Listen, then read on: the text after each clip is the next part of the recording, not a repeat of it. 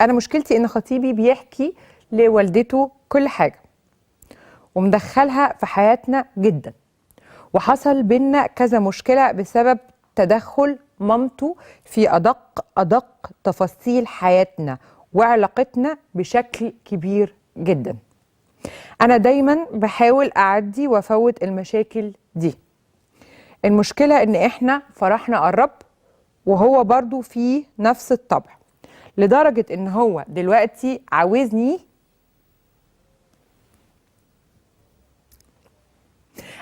ابعت لمامته الهدوم بتاعت البيت. انا هقولها كده بين قوسين وانتي فهميها، هدوم الجواز يعني، اللي انا هلبسها من اول شهر العسل. بيقول لي اصل ماما نفسها تشوفها، وانا بار بامي.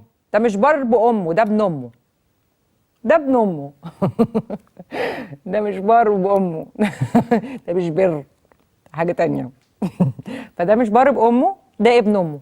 واحنا هنعمل ايه ابن امه؟ انت هتعملي بيه ايه؟ احنا مش عايزين نتجوز سوسن، احنا عايزين نتجوز راجل.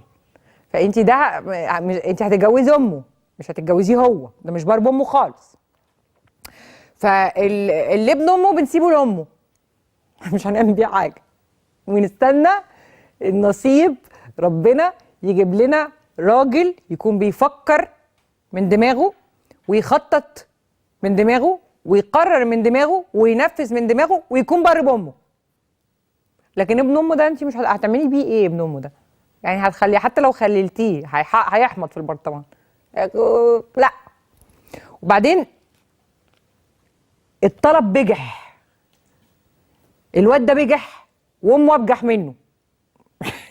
ماما بجحة قوي يعني. دي عمري في حياتي ما سمعتها. هدوم شهر العسل اللي احنا طبعا كلنا فاهمينها، ماما عايزه تبص عليها، عايزه صور. ده ماما. ايه بتقولي يا ساره؟ ماشي همشيها بتهزر. همشيها بتهزر رغم ان ماما ما بتهزرش. لا ده ماما بتهزر. وانتي بقى يعني انسيه خالص. وانا عارفه لو انتي بتحبيه الموضوع هيبقى صعب.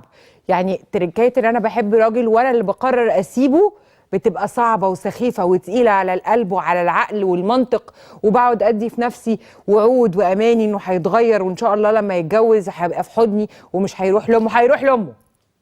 هيروح لامه لان ابن امه. اجري يا بومبو.